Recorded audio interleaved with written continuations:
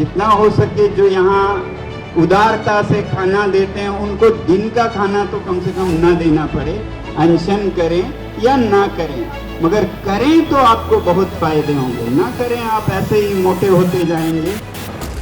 बात यह है कि आप लोग क्या करते हैं, आप लोग यहाँ ठूस ठूस के खाना खाते हैं, वो मुझे थोड़ा दुखद लगता है। ऑटोफेजी और कीटोसिस एक सामान्य प्रक्रिया है। इसमें शरीर की नेचुरल तरीके से सेल्फ क्लीनिंग और रिसाइकलिंग होती है। जब शरीर को भोजन नहीं मिलता तो कोशिकाएं बॉडी में मौजूद कचरे को ऊर्जा यानी कि एनर्जी में बदलने लगती हैं। 16 से 72 घंटे का उपवास इस प्रक्रिया को तेजी से ट्रिगर कर सकता है। इससे शरीर अंदर से साफ होता है, उम्र बढ़ने के लक्षण कम होते हैं और इम्यूनिटी बढ़ती है। सीजेपी यानी कॉकरोच जनता पार्टी के बैनर तले एक्टिविस्ट सोनम वांगचुक भी जंतर मंतर पर पहुंचने वाले समर्थकों से यही अपील कर रहे हैं कि कम से कम एक टाइम या 2 टाइम का खाना तो स्किप करो, रात का खाना खाओ और बाकी की मील स्किप करो। यही नहीं, वांगचुक कॉकरोच जनता पार्टी के समर्थकों से ये भी कहते नजर आते हैं कि ऐसे ही खाते रहोगे तो मोटे हो जाओगे, बीमार पड़ोगे और मर जाओगे। जितना हो सके जो यहाँ उदारता से खाना देते हैं उनको दिन का खाना तो कम से कम न देना पड़े, शाम का आप खाएं, मगर अगर खाना चाहें तो जरूर खाएं। ये ऑप्शन हो आपके लिए कि एक दिन का सॉलिडेरिटी में आप भी अनशन करें या ना करें, मगर करें तो आपको बहुत फायदे होंगे, ना करें आप ऐसे ही मोटे होते जाएंगे, बीमार पड़ेंगे, मरेंगे जल्दी हमसे जो अनशन पे बैठे हैं।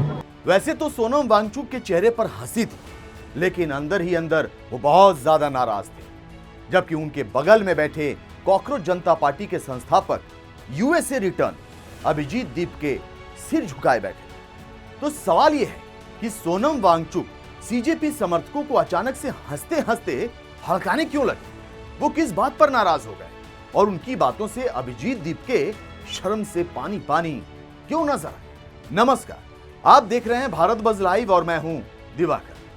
कॉकरोच जनता पार्टी के संस्थापक अभिजीत दीपके अमेरिका से लौटे और जंतर मंतर पर जाकर टिक गए। उनके साथ सोनम वांगचुक ने भी मोर्चा संभाल लिया। धीरे धीरे सीजेपी के इस प्रोटेस्ट में कथित आंदोलनजीवी, जिनका यह नामकरण बीजेपी ने किया है, वो भी मंच पर माइक लेकर सरकार को ललकारने लगे।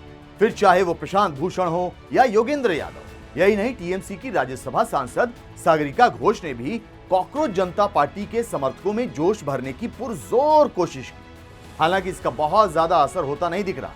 जंतर मंतर पर लोगों की भीड़ उतनी नहीं है जितनी अपेक्षा की जा रही थी, लेकिन जो भीड़ है उसके खाने पीने का पूरा बंदोबस्त किया गया है। सुबह सुबह नाश्ता, ड्रिंक में रूह अफ़ज़ा, दिन में बिरयानी या थाली, तो डिनर में भर पेट भोजन का इंतजाम किया गया है। मोहम्मद जुनैद से लेकर तमाम ऐसे लोग हैं जो जंतर मंतर पर लंगर चला रहे हैं।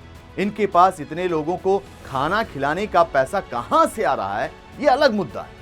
लेकिन आंदोलन करने वाले कॉकरोच जनता पार्टी के समर्थकों की पेट पूजा में कोई दिक्कत नहीं हो रही। अभिजीत दीपके भी कई बार लंगर में खाना खाते नजर आ चुके हैं। लोग तो यहां तक कहते हैं कि वो तरह तरह के डिशेज टेस्ट कर रहे हैं, क्योंकि उन्हें माइग्रेन की समस्या है और वो भूखे पेट नहीं रह सकते।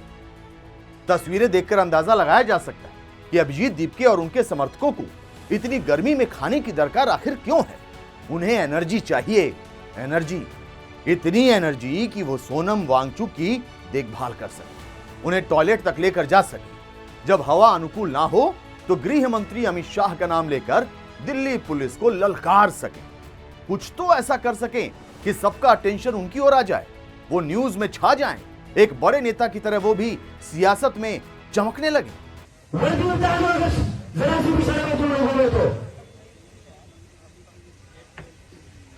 उसके बाद धमकी देता कि अभी अमित शाह हो रहे हैं तो भागते हुए जाओगे तुम लोग सारे। यही औकात है, यही औकात है बस। अभिजीत दीपके जो करते हैं साफ साफ करते हैं, ताल ठोक कर करते हैं। उन्होंने पहले ही कह दिया था कि वो धर्मेंद्र प्रधान का इस्तीफा होने तक प्रोटेस्ट करते रहेंगे। हालांकि अब उनके प्लान में थोड़ा रद्दो बदल भी हो गया है। अब वो इसे एक्सटेंड कर रहे हैं।